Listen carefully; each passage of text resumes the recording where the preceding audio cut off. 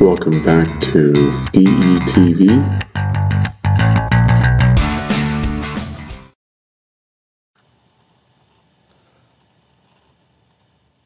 Hey class, welcome back. Today we're going to be talking about engineering ethics and why should engineers do the right thing. I always like to start off with the chair example. When you come into class and you see a chair sitting there and I say have a seat, you just automatically plop down and wait for the next thing. Okay. The thing you didn't do, and it should be a testament to all engineers, is you didn't test the chair out. You didn't put weights on it and make sure it could hold you. You didn't ease into the chair. You just sat. And that means you trusted whoever built that chair to hold your weight. Well, remember this, that the public has a right and must trust engineers have done their job correctly. It is just not a good thing if we can't trust that engineers have done the right thing. You have a right when you go over a bridge that the bridge is correctly built and you're going to be safe. When you get into an elevator, when you're in a building, you're expecting it not to fall. So you have a right that engineers did their job right. Okay, so what if an engineer made a mistake, cut corners on their design, did not do the right thing, or tried to cover up their mistakes? What would happen? Should we even care? Well, I mean, this right here is the bridge that falls apart, and that was because of an engineering mistake. This was only in 35-mile-an-hour winds.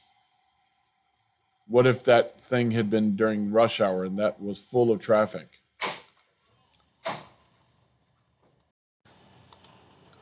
So some of the terms you need to know is, okay, some terms that we must know. First of all, ethics. Ethics are standards, rules, or guidelines. Standards, rules, or guidelines for the way we conduct ourselves, right? Ethical dilemma. This is a tough one. This is a choice you have to make. You have a choice between two options, and neither has a good outcome. But you have to make a choice in one of those things. So I think the example here, so imagine a train is going out of control down a track, and you can see it off in the distance, and you can push a switch that will flip the train to go from one track to another. Well, imagine your child is playing on the track, and if you flip it, the train will go down a track where it goes over a bridge into a canyon because the bridge is out. Or if you don't do anything, it will kill your child. And you have to do something. Even not doing something is a choice. So neither is good. So that's what ethical dilemma is. You have a choice between two things, and neither is good. You need to know about that. Now, obligations. These are requirements arising from a person's situation or circumstance. Now, requirements. This is things you need to do, right? And realize this, it depends on the person's situation or circumstance. So my obligation at school is different than your obligation at school just because of our situation, being a teacher or a student. My obligation as a driver on the road is different than when I'm at home. So every situation or circumstance gives us different types of requirements, which are what our obligations are. All right, software piracy or any kind of piracy, there's three parts to it. There's the legal, either copying, distribution, or use. If you hit any one of those three, then you're in piracy, whether it be music, software, or otherwise. Okay, whistleblowing. This is a lot of times an ethical dilemma, too, that we talked about. Whistleblowing is when a person raises a concern about a wrongdoing in an organization or a body of people. So you work for a company, they're using bad steel, and you are going to go tell authorities. You try telling your boss, hey, the steel's bad. And the boss says, get back to work. And then it's your obligation. It's your obligation to tell someone. And that's called whistleblowing. There's typically laws to protect you. It's a real hard decision, though, to tell on your company. All right. Okay, so now with ethics. Engineering ethics all fall under NSPE, and we're going to talk about that in a second. They have 5 things, though, that cover all engineering ethics. And so, number 1, your job is to keep the public safe and healthy and have their welfare and concern, right? So hold paramount the safety, health, and welfare of the public. That's your number 1 job. I know you work for the company, but you also work for the public. Okay, number 2, you must perform your job in only areas that you're competent. And incompetent is in 2 parts, your engineering license and your degree. So you could have a degree, but if you don't have your engineering license, then you can't do your job in that area. So you need to have both those things.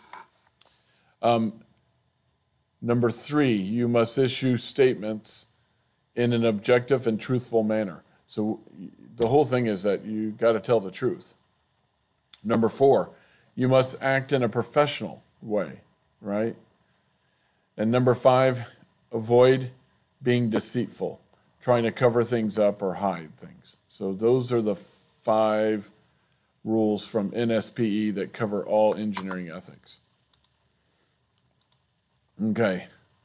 NSPE, by the way, so you have to know what this stands for. It stands for the National Society of Professional Engineers. Now, if it has one E, I always think engineers come first because there's 2 acronyms you have to remember, NSPE and NIEE. So E, it's about engineers, okay? And then the N is always going to be national. So you just have to remember the Society of Professional, and then, of course, engineers.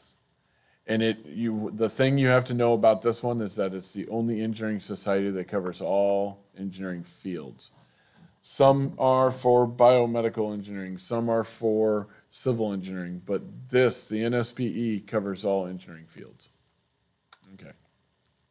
NIE, this stands for National, again, national for the N, Institute for Engineering Ethics. You remember I said engineers come first, so if there's 2 E's, engineer and then ethics, that's the name of this class, right? So NIE, National Institute for Engineering Ethics. Okay, NIE was actually, the one thing you have to know about that, was actually created by NSPE and then became independent. You don't have to know when, but it was a part of NSPE before it became independent. All right, we're going to real quick go over Space Shuttle Challenger. This is where engineers and managers just failed miserably. January 28th, 1986, so after several delays, the Space Shuttle, after launch, the Space Shuttle explodes. Halts the Space Shuttle program for 32 months, the death of all 7 crew members, including a civilian teacher. Krista McAuliffe would have been the first teacher in space. Keyword would have. Never made it to space because they barely were off the launch pad before it exploded and everybody perished. All right, the reason it did.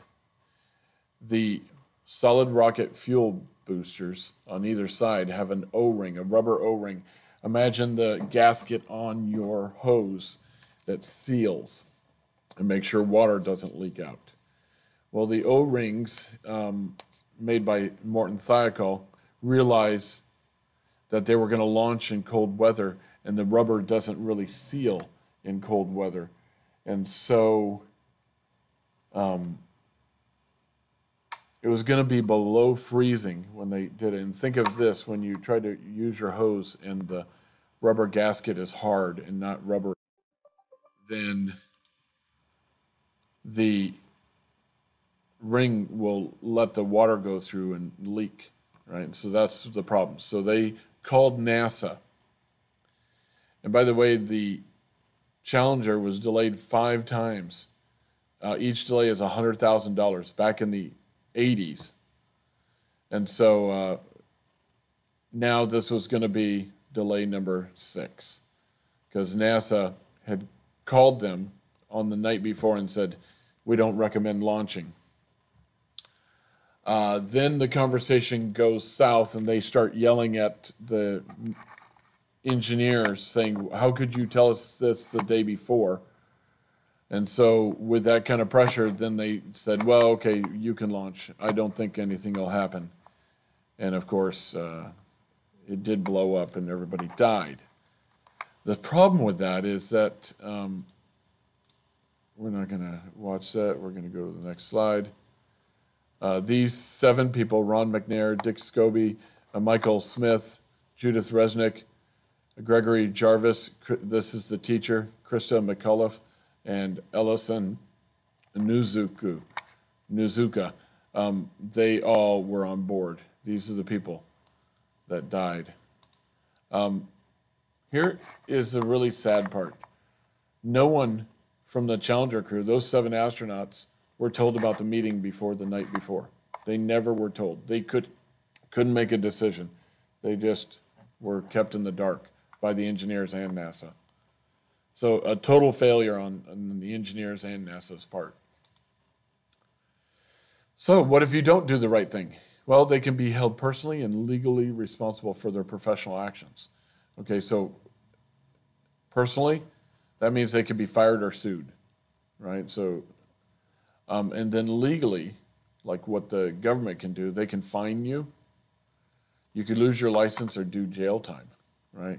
And lose your license, by the way, if you did it accidentally, then you lose your license and you have to retest. If you did it intentionally, you knew something was wrong and you did it anyways and tried to cover it up, you could lose your license for life and never be an engineer again. So that's engineering ethics in a nutshell.